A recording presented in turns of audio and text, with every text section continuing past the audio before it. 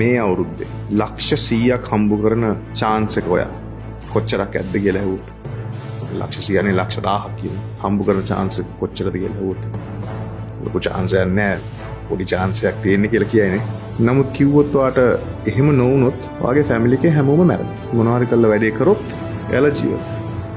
දැන් ඔයා ලක්ෂ 1000ක් හම්බ කරන chance එක කොච්චර විතරද? 100%ම නොවුනත් 80ක් 90ක් කියන තැනට හරියනව නේද?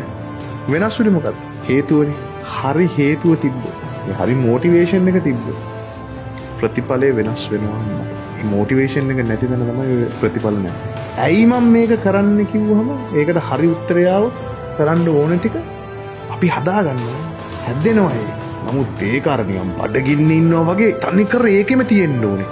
ඒක නැතුව ඊසි ගෝයින් වුණොත් ප්‍රතිඵල why එක හදාගත්තොත් how කියන එක නිකන් අපේ why එක ස්ට්‍රෝං වෙනවා.